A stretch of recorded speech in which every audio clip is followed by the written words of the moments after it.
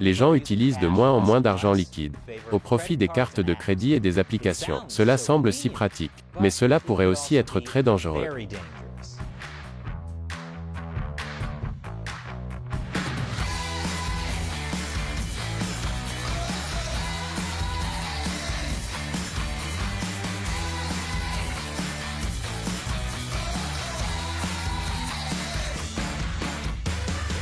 Bienvenue à l'émission Amérique dévoilée, je suis Chris Chappell. Quand les gens disent aujourd'hui que l'argent liquide est dur et froid, c'est parce qu'il est mort.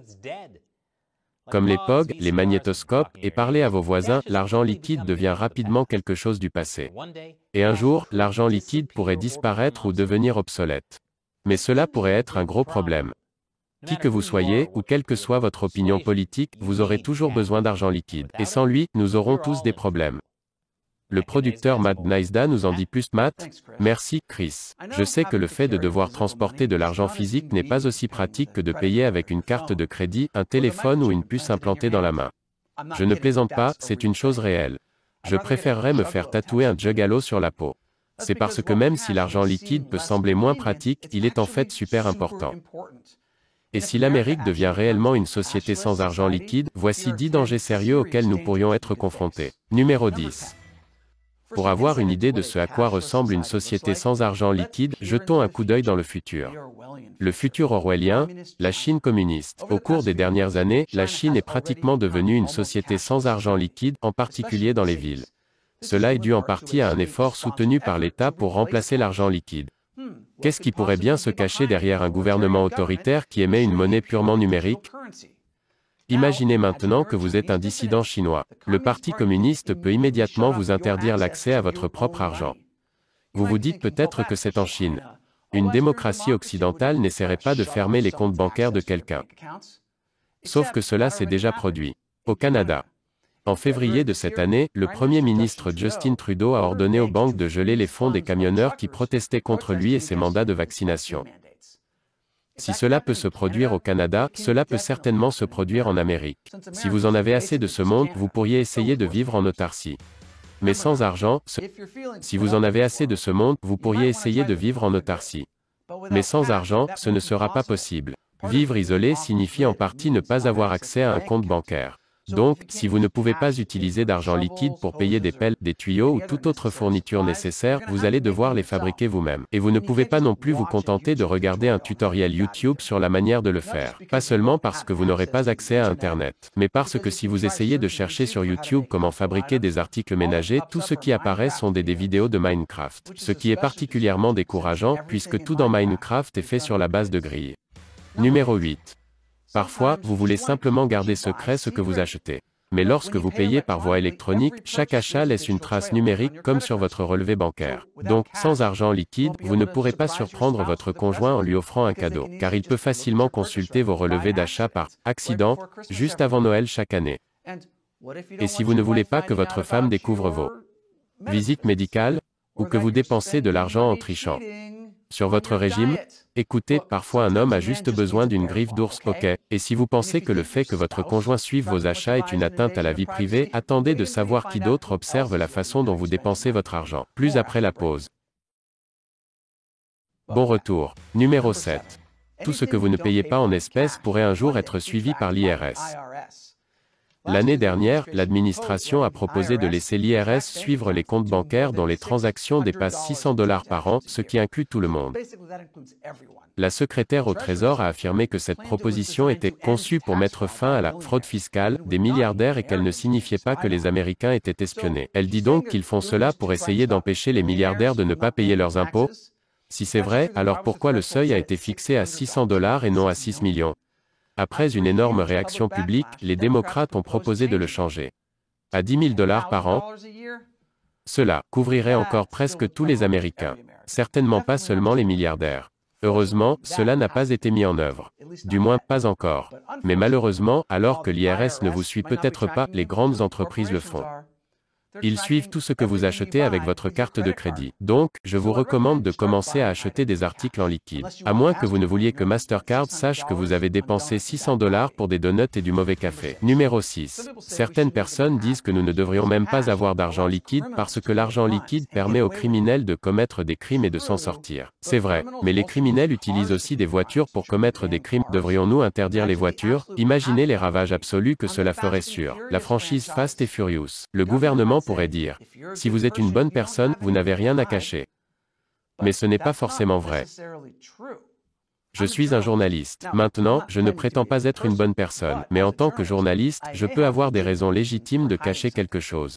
Par exemple, si j'enquête sur la corruption au sein du gouvernement, et il me faudrait de l'argent pour prendre un taxi et me rendre dans un lieu secret pour observer une réunion illégale. Ou encore, il me faudra de l'argent pour acheter un téléphone prépayé afin de parler avec un lanceur d'alerte. Ou simplement ne pas laisser de traces écrites pendant mon enquête. Pour certaines choses, je ne peux pas simplement commander des trucs sur Amazon avec ma carte de crédit. Ce serait trop facile pour le gouvernement de découvrir que j'ai acheté ce téléphone jetable, ainsi qu'un coussin pour les genoux, une cafetière française et le jeu de société, ne réveille pas papa. Ouais, je sais comment faire la fête. Numéro 5.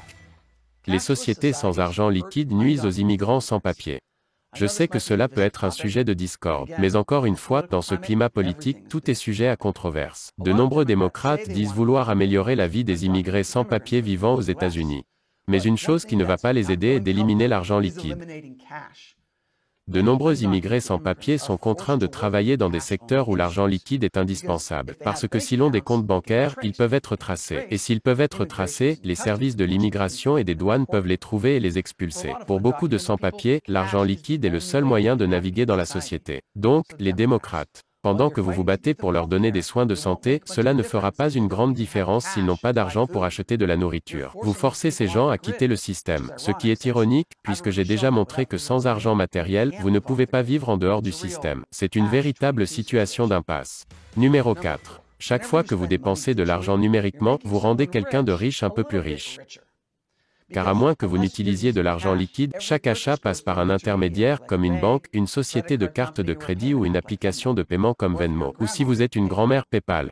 Ces services facturent souvent des frais de 2 ou 3% rien que pour accéder à votre propre argent. Ces frais sont facturés aux commerçants, qui vous les répercutent ensuite sous la forme d'une hausse des prix. Donc, vous ne faites que rendre les grandes entreprises encore plus riches. Elles sont déjà si puissantes qu'elles sont considérées comme trop importantes pour faire faillite. Même lorsqu'elles font des erreurs, le gouvernement les rend floues. Ce ne serait pas bien si vous perdiez un tas d'argent au jeu et que le gouvernement vous remboursait immédiatement. Ne vous inquiétez pas, on vous tient. Maintenant, allez miser 100 $ sur le rouge pour moi. Et après la pause, je vous dirai d'autres façons dont les banques peuvent vous nuire lorsqu'elles échouent dans une société sans argent liquide.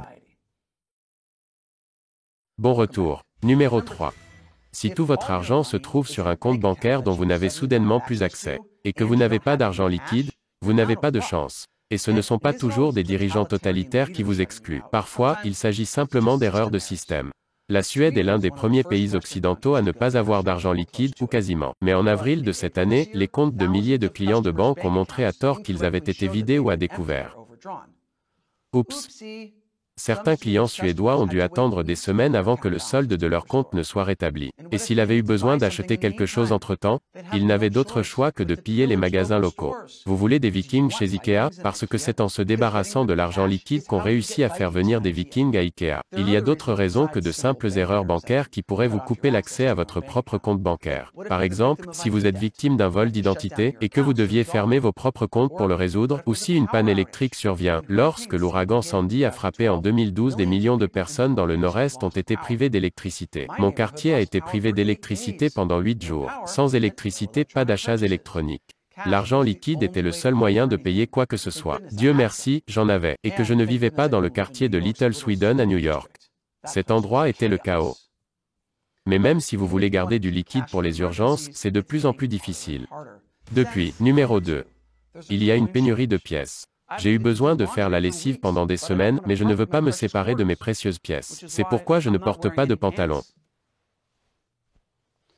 Il n'est pas exagéré de penser que, comme les gens utilisent de moins en moins d'argent liquide, Nous pourrions bientôt assister à une pénurie d'argent liquide en général, et cela pourrait nuire à divers groupes. Le manque d'argent liquide punit les sans-abri d'être pauvres, et l'enfant du voisin qui tond votre pelouse ne devrait pas avoir à ouvrir un compte bancaire pour que vous puissiez le payer. Je ne pense pas que les enfants devraient être autorisés à avoir des cartes de crédit. Si je suis honnête, je ne fais même pas confiance aux jeunes de 25 ans avec des cartes de crédit. De l'argent bien dépensé ici. Et pour finir, numéro 1. Le plus grand danger de vivre dans une société sans argent liquide est la sécurité nationale. La Russie adore pirater les États-Unis, et la Chine aussi. Imaginez que nous soyons en guerre avec la Russie ou la Chine, pas trop tirés par les cheveux à ce stade. Et s'ils pirataient Mastercard, Citibank ou Venmo pour collecter les informations personnelles de chacun, voulez-vous vraiment qu'ils sachent que vous avez récemment acheté un coussin pour les genoux, une cafetière française et le jeu de société ne réveille pas papa? Xi Jinping et Poutine n'ont pas besoin de savoir que je sais faire la fête. Et si la Chine ou la Russie pirate des institutions bancaires juste pour voir les données des gens, c'est le meilleur des scénarios. S'ils parvenaient à désactiver ces services financiers, ne serait-ce que pour quelques minutes, toute notre économie pourrait avoir de sérieux problèmes. Enfin, plus de problèmes. Écoutez, je sais que payer avec une carte semble plus pratique. Mais est-ce que renoncer à l'argent liquide vaut vraiment le coup? Et puis l'argent liquide, c'est juste cool. Voulez-vous vraiment vivre dans un monde où les rappeurs ne montrent plus de liquide? Ils montrent juste des codes QR? Ça ressemble à un cauchemar pour moi. À vous, Chris. Merci Matt. Qu'en pensez-vous? Quels sont les autres dangers de vivre dans une société sans argent liquide? Laissez vos commentaires ci-dessous. Et n'oubliez pas qu'Amérique dévoilée est soutenue principalement par les téléspectateurs. N'oubliez pas de visiter patreon.com/americauncover. Contribuez à hauteur d'$1 ou plus par épisode. Nous comptons sur votre soutien pour nous aider à continuer à produire de bons épisodes. Ou rejoignez notre communauté exclusive de médias sociaux sans censure sur Locals. Allez sur americauncovered.locals.com. Encore une fois, je suis Chris Chappell, merci d'avoir regardé Amérique dévoilée.